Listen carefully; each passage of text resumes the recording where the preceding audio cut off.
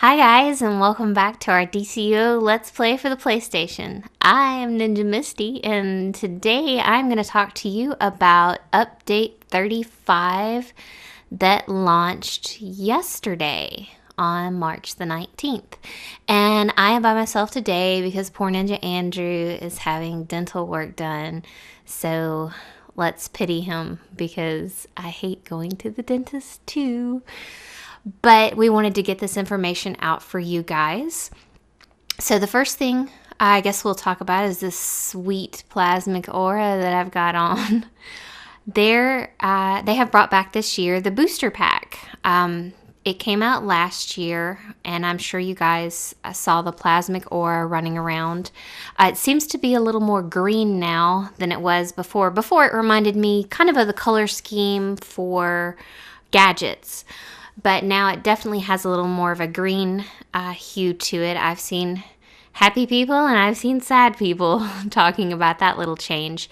But that was exclusive last year. This year, the booster pack, if you want to purchase one, you're going to need to open up your marketplace. And let's get that going here. Okay, so you can see the booster bundle there. It's going to be 2,000 marketplace cash. In that, you're going to get 500 replay badges, 6 R&D scanners, 8 radar enhancers, 5 repair bots, and you know those will come in handy. 5 vault tickets. I tend to save those up if there's something like a seasonal drop that you can get out of the vault. Or if you're really trying to get something rare like the Kryptonian trinket, those kind of things, you can kind of stockpile your vault tickets and use them at a later date.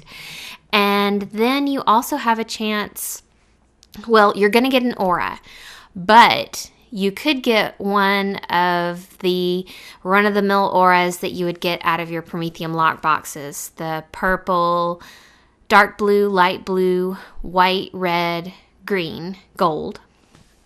Or there are 3 new auras this year. There's the red that I'm wearing right now, the red plasmic. I also have the blue. Let's see. Let me show you that one. That is the blue plasmic. And then and those are considered uncommon. And then there's the rare aura, which is the Nimbus, which I would just drop over and die if I got one because I tried so hard yesterday, and Ninja Misty won't tell you how much money she spent trying to get the Nimbus aura, but she'll be able to repair everybody for a long time with those repair bots and could spend weeks in the vault from the amount of tickets that I now have.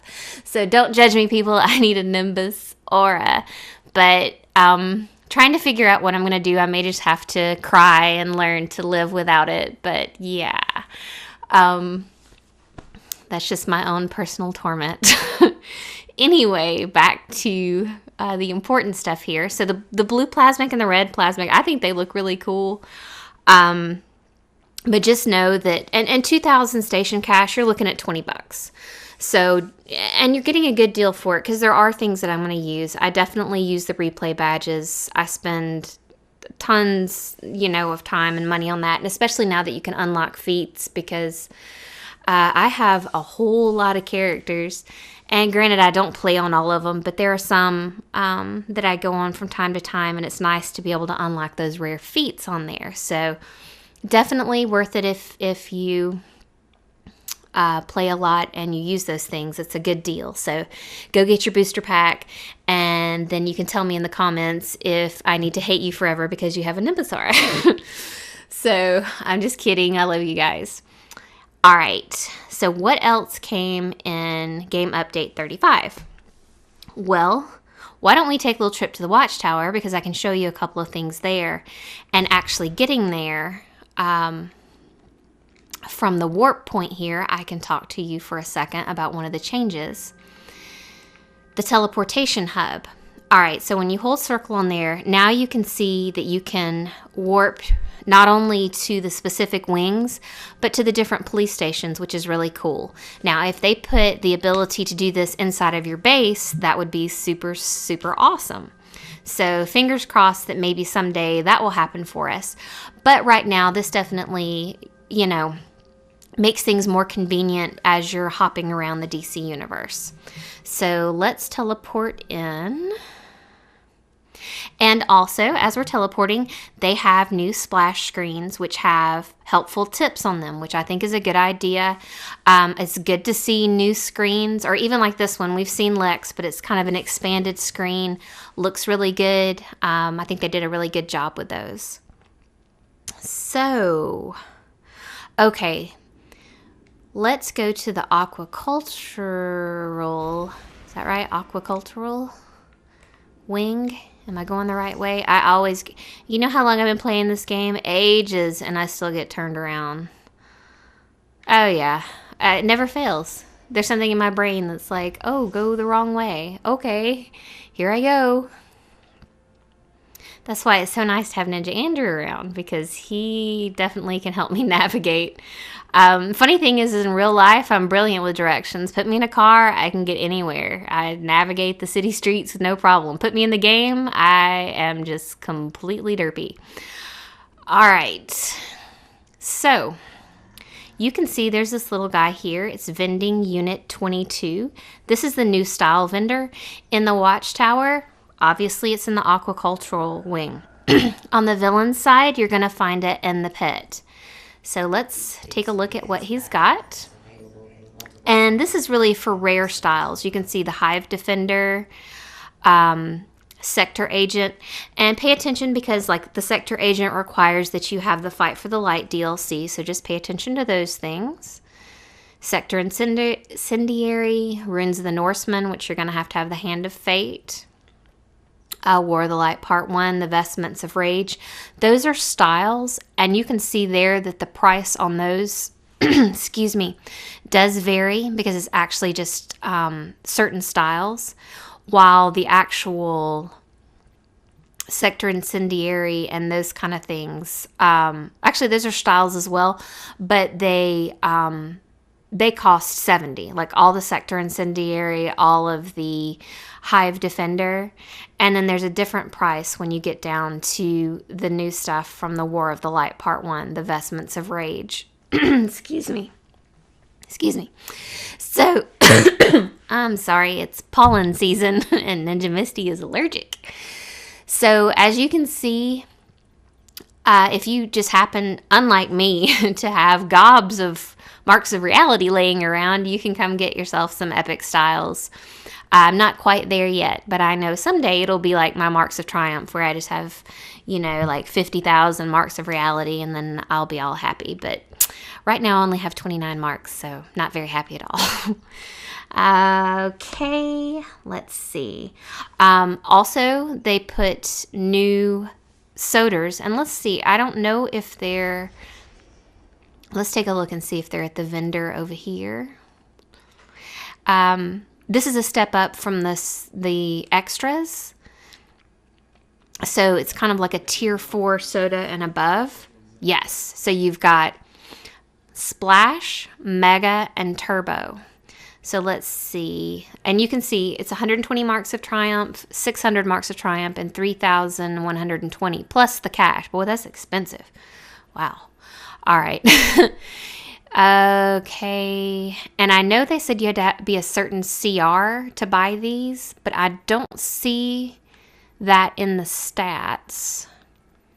Let's see. I guess maybe it's if you can't, it'll be kind of shaded out, or maybe you won't be able to see them. But you can see the stats on those as I'm scrolling through.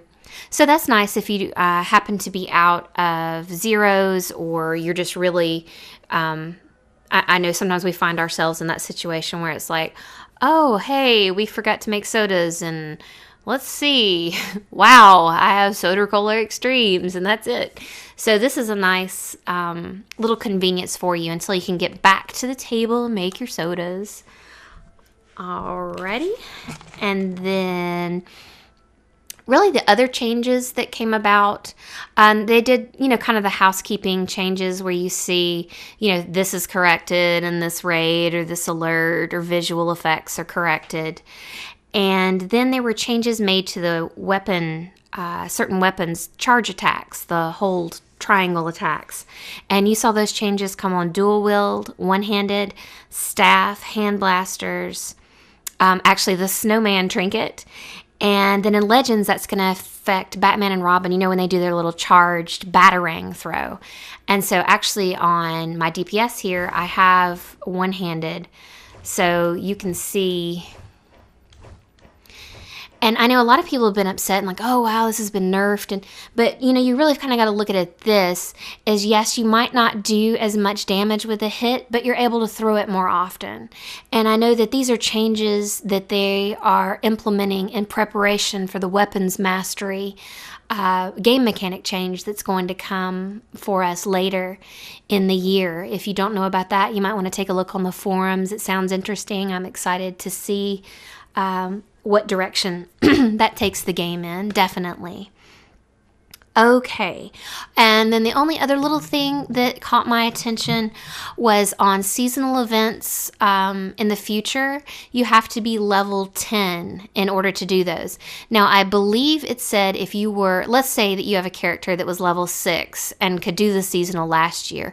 From the way that I read it, that character would still be able to do it, but any new characters that you have that are not yet level 10 will not be able to do seasonal. So if you have your new characters, get those leveled up before the spring event, which should be coming, I would imagine, in a few weeks. I would guess now that we're in spring, I would assume in April.